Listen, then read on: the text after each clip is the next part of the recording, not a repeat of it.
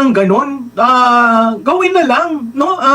Mahirap Wala, yung tuwing magbabaha, ang sasabihin mo, ito na yung nagawa namin. Pero pagkatapos, makikita natin, talaga nagbabaha, no? Kaya diyan mas lalong umiinit ang ulo ng taong bayan. Dahil diyan sa mga paliwanag nila na nonsense eh. Kumbaga walang utak kung magsalita. Nakakaawa kasi wala namang matatakbuhan ng ang taong bayan. Hindi ka naman maka-charge sa bawat baha. Ito yung naanod sa amin, ito yung nasira sa amin. Saan mo yan kukunin? Kukunin mo yan sa kakaunting pera na naiipon mo. Diba? Sayang.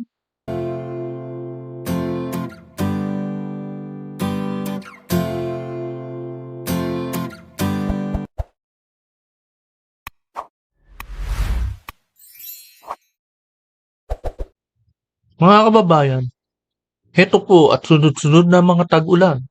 At syempre, hindi tumatagal ang oras at susugbunan naman ng ulan. Babagsak na naman ang ulan at nagiging sanhi ay itong pagbaha. Diba? Ito kasi si Vince Dizon eh. Unang-una, nanisip pa ng kalikasan dahil daw sa ulan. Kaya nasira ang asfalto ng EDSA. Paano po ba naman mga kababayan hindi masisira ang asfalto? Yung budget, tinipid na eh. Di ba? Tinipid na yung materyales para sa pagpapagawa ng daan. Kumbaga baka manipis lang yung asfalto na nilagay. Kanya-kanya dapat makapal. O kung hindi makapal, dapat pinalitan na yung simento sa EDSA tapos binungkal, papalitan ng bagong kalsada o semento. Yun lang eh, di ba? Paano nila magagawa yun? Kulang na sa budget. Di ba? Kaya nga itong si Vince Dizon ay imbis na ngawa ng ngawa, ang atubagin dapat ay umaksyon na lang at maaga. Di ba? Hindi na pinaabot ng tag-ulan na naging sanhi ng baha. Masyado ng gasgas ang taong bayan sa kanya. Maliwanag na maliwanag kung ano pinagsasabi ni Dizon. Hindi na nga makabubuo ng mga taong bayan. 'Di ba? Sa Pilipinas, lalo na yung biktima ng baha. Hindi ho biro-biro maging biktima ng baha, 'di ba? Tapos yan pa ang sasabihin niya. Sa totoo lang, nakakatakot na po kasi ang baha. Ngayon dahil bukod sa pataas ng pataas, dati hanggang tuhod lang, 'di ba? Halimbawa lang, dati hanggang tuhod lang. Ngayon, lumalagpas na sa ulo ng tao, 'di ba? Lagpas tao. Ipalagay natin, 'di ba? At syempre ito pang masakit, patagal pa ng patagal na humupa ang tubig. Kumbaga inaabutan na ng ibang araw, hindi pa rin humuhupa. Malamang sa malamang itim na yung kulay ng tubig, hindi pa rin bumababa. 'Di ba? Baka nakalimutan na natin na may daan sa gitna ng ilog. Yung pala, hindi pala ilog yun. Daan pala yun. Kasi puro burak na ang mga ilog natin. 'Di ba? Ito, no? Trust rating na lang ang ni Bongbong itong Bongbong Marcos ang hindi tumataas. Nasa din ang incompetent, 'di ba? Kaya habang tumatagal ay palala ng palala ang mga nangyayari sa Pilipinas. Puros baha. Binabaha tayo ng kurakot at binabaha rin tayo ng mga buhaya. Saan ka pa? Only in the Philippines, 'di ba? Kaya heto, no, bago pong lahat ay welcome po muna sa aking channel. At heto at muling nagbabalik ang inyong lingkod, Fast Press TV. Makikita nyo sa picture, eto si Ginang Tekia na syempre magpapaliwanag at syempre bibigyan tayo ng magandang kwento tungkol dyan sa nanisipan ng ulan sa pagbaha, etong si Vince Dizon. No? Di ba? Ito, panoorin po natin ang buong video. Alam nyo, bigyan nyo ng tasking si Vice Presidente. Baka sakaling makita ng taong bayan kung anong klaseng gobyerno magkakaroon kung si Vice Presidente nag-handle niyan. Alam mo, nakakalungkot kasi kahapon, kahit saan ka pumunta, wala kang nakitang anino ng mga taong responsable at nababayaran natin dahil sa taxes ng ating contribution. Kanya-kanya, bawat Pilipino nagtutulungan. May nakita pa ako diyang isang malaking truck na halos halangan yung pinanggagalingan ng tubig para makadaan ng iba. Yung mga opisyal ng mga gobyerno dapat nandiyan diyan. At asikaso nila yung mga biktima ng baha. Asikaso dapat nila kung paano sila magno-notice o maghahayag para maanuhan, kumbaga may likas yung mga taong bayan kung sino may biktima ng baha. Kaya ang nangyayari, tulog eh. Kumbaga hindi nga natin alam kung pumapasok pa o absent na yung mga ibang agents sa gobyerno eh.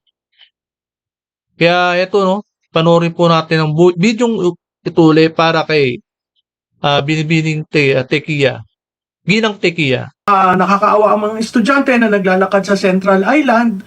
I Oo. guess ito yung hindi ko maintindihan kung ito yung konsepto nila ng bagong Pilipinas na walang pakialam ang mga dapat makialam sa usaping baha.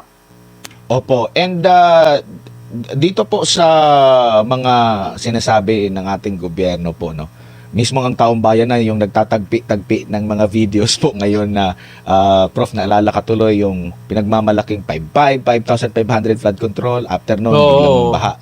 Yung ano naman, yung pahayag ni Secretary Vince Dizon, May napakagandang sapatos din, teknolohiya di ba? gagamitin natin sa EDSA rehabilitation. Tapos Oo. sinisi pa yung ulan dahil kalaban daw yan ng asfalto. So sabi Oo, ng mga yun nga. netizen, lagyan na lang ng bubong ang EDSA. Habang Para hindi na para hindi na magbaha, hindi na mabasa yung asfalto. Ganun. Kaya lang, ganun pa rin. Ano ba yung bumabagsak sa bubong, di ba ulan? O yung babagsak pa rin yun sa EDSA. Gawa ng kahit may bubong yan, basa pa rin yan. Kaya gawa ng sanhi ng baha, di ba? kinoconstruct. Tapos meron na naman pahayag, sabi, dyan sa G. Araneta ba yun? Dyan sa QC na talagang Sa mahabang Araneta, yan. Grabe ang Araneta. Dalawang palapag na yung pagbabaha dyan. Di ba? Alam niyo ba yung Araneta, ang ilog na yan, ay tinakpan na ng daanan? Oh. Kaya, kumbaga, hindi mo malalamang ilog yan eh, sa gitna niya. Kaya yung ilalim ng, o kaya pagpalagay natin, tatakpan ng daanan, yung ilog na yan, pag natakpan, na ano pa ba nila yan? Nade-drainage na pa ba nila? Kumbaga, nahuhukay pa kaya yan? Puro mga burak na yun nandyan eh. Baka kasing, kumbaga dati, lagpas tao ang lalim. Lagpas tao, kaya dalawang tao, lagpas, lalim yan. Baka ngayon, hanggang bewang na lang ang lalim niyan. Dahil nga sa burak, diyan naiipon. Hindi hinuhukay kasi walang pondo. Yun, maliwanag na maliwanag, di ba? panahon lang binabahayan. Katamaran. Meron pang hanggang tuhod, hindi na raw hanggang tuhod yung mga pagbaha. Tinagpi na naman nila yung video. Parang hindi natuto yung ating gobyerno. Mas maganda kaysa sa isa sa Hindi ipagmalaki. matututo talaga. Tingnan na lang mismo sa resulta po. Hindi yung hindi matututo. Talagang ayaw na magtrabaho. Oo. Prof, ano At masasabi niyo po? tama ka doon, no? Sa tuwing nagsasalita sila na ito yung nagawa namin, ito na yung naibsan na ang paghihirap, wag na tayong mag-claim ng ganon.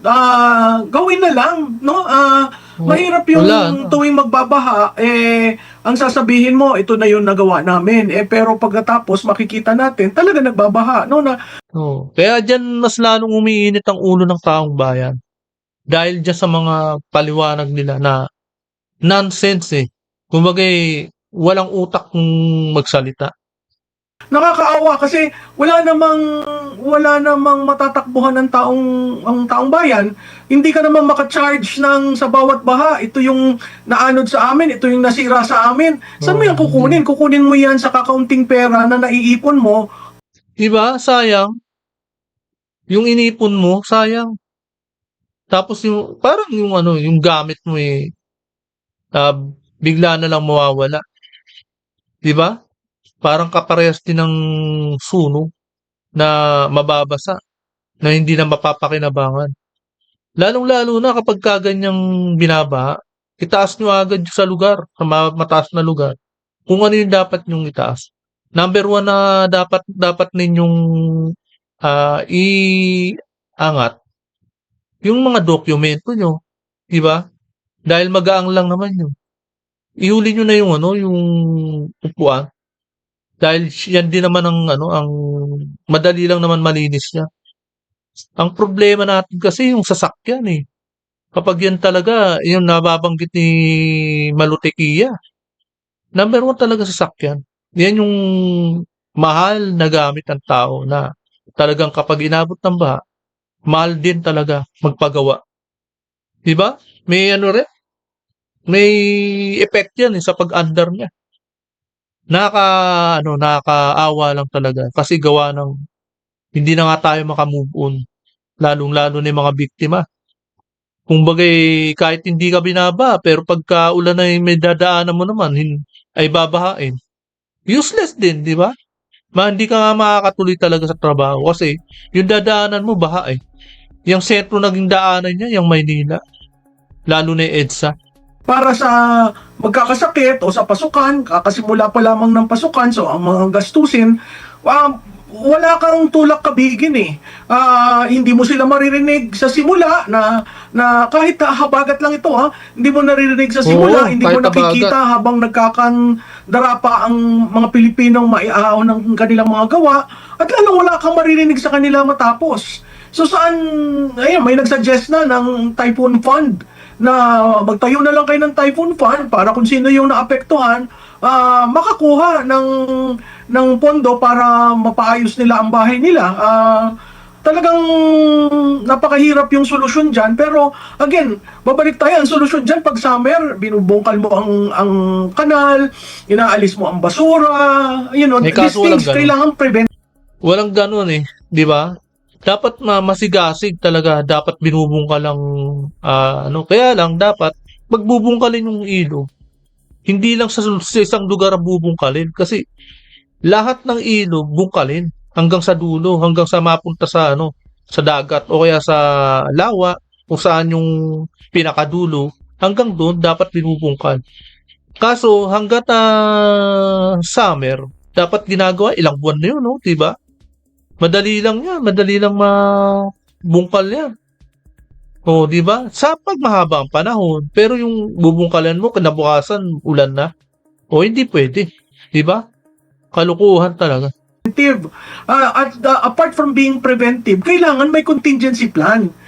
Biro mo yung Rojas home site, lampas tao ang tubig. Ito Oo, mga ganito, nakakalungkot kasi taong bayan na naghihirap. Hindi bali kung hindi sila nagbabayad ng taxes, no? At yung taxes natin hindi bali kung hindi napupunta kung kaninong bulsa. Kung maayos sana lahat, magtitiis ang Pilipino, pero tuwing na lang umuulan, nararamdaman mo yung kulo ng loob nila. Dahil ito na naman tayo lang ang magtutulungan at ang gobyerno, meron pa nga nagpaskil ng a week of sabbatical, no? I mean, these things, No make-up. Oo, these things shouldn't be the order of the day. The order of the day is to help Filipinos. And ang paraan ng pagtulong, makita ang presensya mo, may magta-traffic, wala, kanya-kanya tayo. There is anarchy outside of Malacanang, and I guess Malacanang is just, Hindi, ang problema kasi sa bawat departamento ni Bongbong Marcos, hindi niya na mini-meeting di ba? Kaya itong sinasabi ni Malutekia na nagkakanya-kanya na. Wala nga kasing kumbaga kausap sa Malacanang. Walang mini-meeting na sa Malacanang. Yan nga sabi ni di ba? Di Vice President Inday Sara. Noong una, meeting muna. O ngayon, wala na. Napapabayaan na kung ano gusto ng ng bawat isang department, 'di ba, secretary. Oh, 'di ba? Oh, kumbaga kanya-kanya na, di kanya-kanyang kurakot na. Ganun lang yun. sleeping through the process. I don't see, hindi na natin nakikita ang NDRRMC na nagmi-meeting. Hindi na natin nakikita na yung pagtila ng ulan, paggabi, meron kang pinatatakbo yung para maalis ang bara. Wala tayong nakikita. Hindi natin sila nararamdaman. So, hindi ko Oo. maintindihan kung ito ba yung kanilang pagsagot sa pagreklamo ng tao. Mali-mali yun dahil ang taxes namin binibigay namin sa inyo. Parang ang mas nakakaano pa sa tao niyan, nakakagalit, magmamayabang ka pa. Tapos, ibig Na- sabihin, gumastos ka pa ng pera. Tapos, ang ending, hindi Hindi- naman pala sulit yung paggastos ng pera, maghahanap ka na naman ng rason. Binahana nga, magmamayabang ka pa, wala namang resulta, so nasayang na naman yung pera ng taong bayan. Ganyan yung Oo. laging isipin ng ating mga kababayan, Prof. Bawas na yung pondo, di ba? Kada transaction na nagpo-flow, kumbaga lumalakad yung yung pera di ba? Kontrata. Yun, pagdating sa mga kontraktor, tingi-tingi na lang, barya-barya na lang. Di anong mangyayari? Sabi standard, tipid-tipid ng mga materyales, di ba? Lalo na yung asfalto. Baka manipis lang ang inilatag diyan sa EDSA. Kaya tinan mo, butas agad. Butas-butas na yung mga asfalto, di ba? Tapos nanisi pa ng ulan sa pagbaha. Tutusin, baha talaga ang nagpapalala para masira ang isang daanan ng sasakyan. Oo, Admare, pero lahat common sense May 6 na buwan tayo sa isang taon na summer. O, Na dapat tama. gawin mo lahat ng dapat mong gawin para pagpasok ng tag-ulan, 6 na buwan yon, ay maayos. Pero kung hindi mo ginawa ng 6 na buwan during the summer, yung kailangan gawin, ay talaga magsasuffer ang lahat. Hindi mo yan magagawa ngayon, kahit magbomba ka ng kanal, higupin mo ng lahat ng fire truck. Tapos nakakatawa kung saan lang nila itatapon. Di ba, balik rin, di ba? So, itong mga gawaing ito, common sense lang naman yan. Ang hindi ko maintindihan, bakit hindi makita yung common sense, lalo na ngayong habagat lang yan, ha? Hindi ko alam kung pagdating ng yung sinasabi mong low pressure, kaya makikita mo, kalimitan, nag-oorasyon ang hingi na lang ng taong bayan, nagdadasal sa Diyos, na sana hindi malakas, at kanya-kanyang akyat sa second floor, kung may second floor. Di ba? Ang saklap, di ba? Dadaan na lang sa pagdarasal. Tapos yung pera ng bayan, yun, na hindi na rin makakasama sa dasal, di ba? Tapos yung pinaka masaklap nito di ba? Yung gamit mo nga lagpas tao, di umaabot na sa second floor, yung baha. Lalong-lalo na diyan sa Araneta. O di ba? Dati hindi naman binabaha yan yung Araneta na yan. Tapos ngayon, buong Masampung siguro, binabaha na yan. Mababang lugar kasi yan sa Quezon City. Yan ang pinakamababang lugar. Kung wala kang second floor, maghahanap ka. Kahit ang mga sasakyan, nakita natin, pero magkano ang isang pag-repair ng sasakyan na nalubog sa tubig? Hindi ordinaryong Libo. gastos yan. Pero ang gobyerno, walang ginagawa. Wala kang narinig sa kanila ngayong umaga I was expecting ngayong umaga, magkaroon man lang ng national address, o magkaroon man lang, kung sino man yung in charge. Yang si Torre, ang yabang-yabang mo, nung pinasok mo ang Davao. Bakit hindi mo gawin yung yabang mo sa baha sa Metro Manila? Kaya Di ba siya yung MMDA? Bakit hindi niya gawin niya sa Maynila? Anong ginagawa niya? Puro Davao lang ang tinitira niya. Talagang atak dogdingan dating di ba? Subukan mo sa Maynila. Nandiyan lahat ng ng mga klase ng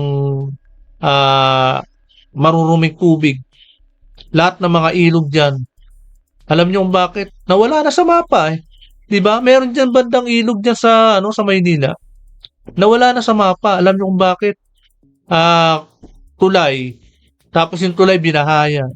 Tapos tinatakpan. Kahit na mga maliliit na yung mga maliliit na ilog, 'di ba? Yung kumbaga 1 metro o 2 metro ang lapad. Natatabunan na ng bahay. Nawawala na sa mapa. Binabayan na overcrowded kasi yung yung Maynila.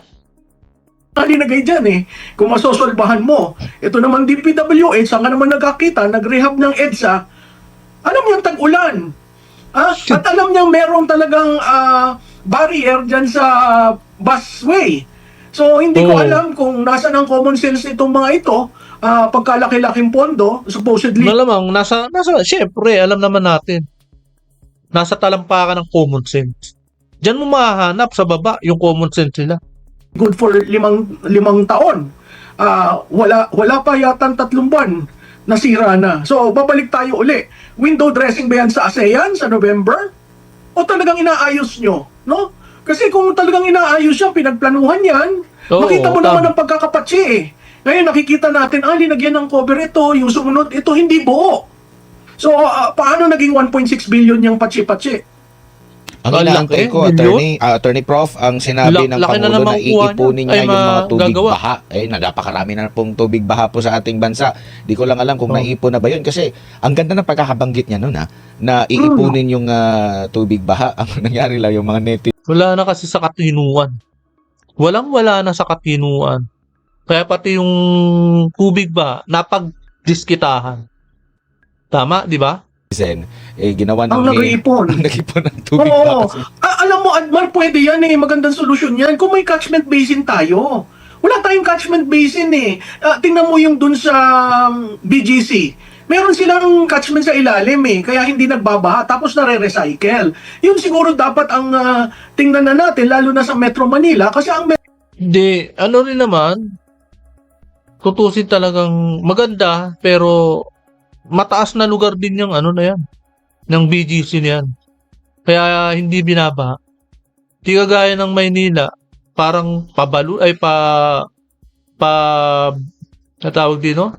Parang balon ang dating ng mga ano dyan, yung klase ng lugar dyan. Walang ano kumbaga, hindi siya mataas na lugar talaga na napapaligiran ng mga ilog, mga sapa. Metro Manila, yan talaga ang daus-usan ng tubig galing sa pag tumaas ang Manila Bay, high tide, pag ang Laguna de Bay hindi silted, hindi nahuhukay, hindi na lumalalim yung kanyang carrying Oo, capacity, tapos patuloy ang quarrying sa Sierra Madre, lahat ng bagsak Oh. niyan sa Metro Manila. So anong solusyon mo sa Metro Manila? Alam mo, maingay ang Metro Manila. Ang solusyon yung ano, yung pagbawalan yung mga hindi tumutupad sa batas diyan tungkol sa mga pagbabaha na yan. Ang maingay ang Metro Manila, saan ka maglalagay ng catchment basin? 'Di ba? Yun dapat ang pinag-aaralan nila, long-term solution, pero ang short-term solution, talagang makita mo yung paghuhukay sa mga kanal, linagyan na ng malalaking culvert, pero katulad sa Araneta, linagyan na ng malalaking culvert na wala, hindi masyadong tumaas. Ba't tumaas ngayon? Ano nangyari? Nabara ba ng basura? O yung pumping hindi gumagana. Kung titingnan natin ang Navotas kilala yan sa pumping, yung bombastic pumps nila. Nagpa-pump ng tubig dahil may tubig yan eh. Pinapump, lumalabas. Tapos may wall sila, may barrier sila. Ano yung tamang ginagawa ng Navotas na pwede mong gawin probably sa Manila na nakaharap sa Manila Bay? Yung mga ganyan kailangan mapag-aralan at kailangan ng solusyon dyan. Yung inyong intelligence, confidential fund, gamitin nyo dyan. Confidential Matutuwa fund. ang taong bayan. Tapos ang maririnig lang natin, wala man ito nung dati. Ngayon lang itong mga basura na ito. Parang inamin pa niya na sa panahon lang niya, napakaraming basura, Prof. Sa panahon lang niya hindi nagkokolekta ng basura ng tama eh. Walang natatakot sa kanya. Kaya, yan, makikita mo yung basura nagkalat, no? At Oo, kung titingnan mo yan, sa ilog, at alam mo ang storya ng Dolomite sa Rojas Boulevard, Alam niyo ba yung puro para mga, kumbagay, makikita mo puro mga styro lutang-lutang sa ilog Hindi mo na masasabing na puro tubig Dahil punong-puno na ng mga basura na talaga napanood ko noon sa video. Talagang hindi na maulugulugan na para sa tubig. di ba there was a time may bagyo, dinala talaga yung basura from Cavite patungo isa yan sa sa problema. Rojas. Kaya may team na nagpulot. So, kailangan mo ng partnership with the community. Kaso mayayabang sila magagaling sila. Grabe, di ba? Pakialam Mayabang. nila sa local government. Dapat yan, matindi ang partnership, lalo na dun sa mga local government na malapit sa mga tubig. No? Makita natin lahat ng dinadaanan ng Pasig River. Common sense lang saan dumadaan ang Pasig River? Saan humuhuho? Di ba? So, meron niyang Laguna at Manila Bay at Pasig River. Yun lang ang babantayan mo, common sense. Paano mo yan gagawin? Ngayon, Tama. kung magtuturo-turo ka, may Metro Manila Development Authority na hindi mo maintindihan kung para lang sa police nga ba ba yan, talaga, security di ba? ba yan? Pag tiningnan mo ang charter ng MMDA, marami yan. From basura to baha. So, hindi ko maintindihan itong si Torre. Tigil-tigil ho ang paglalagay niyo ng Hindi naman active yung MMDA ngayon. Wala kang maririnig na talagang merong pursigidong mawala yung traffic. Di ba MMDA din? Na mga nililinis nilang mga ilog. Wala rin tarpaulin nyo. Wala rin Alam magawa kong gusto nyo tumakbo, pero hindi ho panahon ng paglalagay ng tarpaulin. Panahon ho na ipakita nyo sa taong bayan na deserving kayong MMDA at kaya nyo solusyonan ang problema ng MMDA. Paano po magkakaroon ng bigat ang kanyang sinasabing meron siya, nakanda siyang mag-endorso kung ganito ang resulta ng kanyang panggobyerno, Prof? Mark, kita naman sa resulta ng mga surveys Yung NCR, unti-unting nagtitilt. No? Unti-unting nakikita, I guess experiential yan, nakikita ng mga botante, ano ba to? Ano ba itong ginagawa? Kung ito bang aking susundin, mapapaayos ba ang buhay ko? Alam mo, pag tiningnan mo doon sa Philippine Development Plan, ang gusto lang naman ng Pilipino, maayos na buhay. Makapagtrabaho, may sweldo siya, matulungan niya, mapag-aral ang mga anak, may pera siya, kung sakaling magkasakit ang pamilya, may pera siya na pambili ng 3 beses na masustansyang pagkain, simple lang. No? Pero kung ganito lang ang serbisyo na ibibigay mo, unique ang Metro Manila kasi ito yung capital, no? At dito media center, at dito talagang it's very hard to please voters. Pero makikita mo nagtitilt. So yung sinasabi mo may endorsement, unang-una walang coattail si Mr. Marcos. Simula pa yan nung naging senador, wala siyang coattail. Ano ba yung coattail? Yung coattail, yung hahawak ka lang, kandidato ka, mananalo ka. Magmula ng tumakbo siyang senador, hindi umangat ang kanyang total number of votes nung nagre-elect. Okay, dapat noon pa natunugan na natin no? Para hindi natin naboto. Grabe. Yan, tuloy, nabudol nga. Talagang budol, di ba? Siyempre, isa sa nabudol niya, si Vice President Inday Sara. Ngayon, talagang ayaw nang umalis sa sa pwesto niya at malamang sa malamang ang iniisip nila gagantihan sila. Hindi naman sa gagantihan. Ipoproceed lang sa tamang legal na batas kung paano ka makukulong, di ba? Yung base vote ng isang Marcos is roughly around 12 million. Tumaas lang yon ng 15 million nung si Senator Marcos ang tumakbo. So siya mismo, wala siyang coattail. At makikita natin kung i-disaggregate nyo ang data ng 2022, hindi totoo na ang nagpapanalo kay BP Inday ay siya. Ang totoo, si BP Inday, ang malaking naitulong para sa kanya manalo. Hindi ba siya ang linigawan? Tama naman yun. Siya yung niligawan di ba? Kaya, ayan po, no? Tulit malakas po natin kayo, ng hindi kayo konti manliligaw ng isang taong taga Mindanao. So, saan mo kukunin yung endorsement? Hindi ko alam. Siguro yung endorsement pwedeng associated sa makinarya, sa COMELEC, sa pondong pampolitikal, itong budget na papasok. Maraming paraan. Pero yung actually tatayo ka at endorse ka at immediately ang taong bayan, iboboto ka. Sa tingin ko, nagkakamali sila dyan sa kanilang pag-a-analyze na yan po, no? Talagang, at syempre, napanood po natin ang buong video at napakinggan natin ang pahayag ni Malutikia, mga kababayan at mga kapads press. Kaya heto po, no, hanggang dito na lamang po. At syempre, kung hindi ka pa nakakapag-subscribe, please subscribe my channel para lagi kang updated sa bawat upload ko. Maraming salamat po.